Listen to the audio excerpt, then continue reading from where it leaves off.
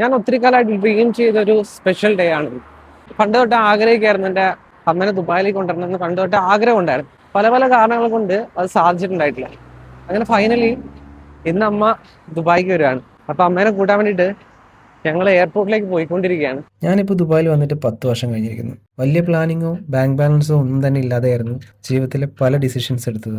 ആകെ ഉണ്ടായിരുന്നത് കുറേ ഡ്രീംസും അത് നേടിയെടുക്കാനുള്ള ആഗ്രഹവും വിശ്വാസവുമായിരുന്നു. അമ്മയ്ക്കും ഇന്ന് സ്പെഷ്യൽ ഡേ തന്നെയാണ്.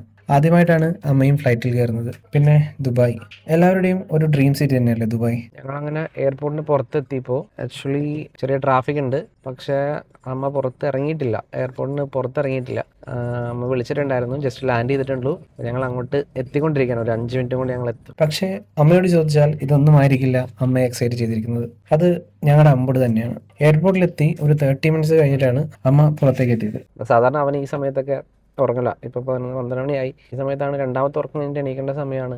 ഇങ്ങനെ സമയം ആദ്യമേ ഇപ്പോൾ അതുകൊണ്ട് തന്നെ നല്ല ഉറക്കക്ഷീണമുണ്ട് ചെറുപ്പം. ഫാമിലി വിസയും ടിക്കറ്റും ദേ അമ്മ വന്ന വരെയുള്ള കംപ്ലീറ്റ് പ്രോസസ്സ് ഏറ്റവും ചെറിയ റേറ്റിൽ ചെയ്തു തന്നത് എൻ്റെ ഫ്രണ്ട് നിസാമാണ്. അപ്പോൾ നിങ്ങൾക്ക് ആർക്കെങ്കിലും വിസ സംബന്ധമായ എന്തെങ്കിലും സർവീസ് വേണമെങ്കിൽ പാത്ത് ഫൈൻഡർ എന്ന അവൻ്റെ ട്രാവൽ ഏജൻസിയെ കോൺടാക്ട് ചെയ്താൽ മതി.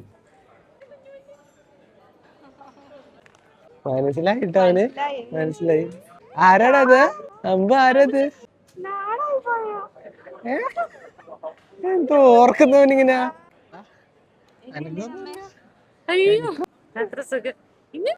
എയർപോർട്ടിൽ നിന്ന് നേരെ പോയത് ഫുഡ് കഴിക്കാനാണ്. അങ്ങനെ നേരെ അരോമ സ്റ്റാറിൽ പോയി ബിരിയാണി ഒക്കെ കഴിച്ച വീട്ടിലേക്ക്. അപ്പോൾ അത്രയേ ഉള്ളൂ ഇന്നത്തെ കാഴ്ചകൾ. മറ്റൊരു വീഡിയോയിൽ കാണുന്നവരേക്കും ബൈ.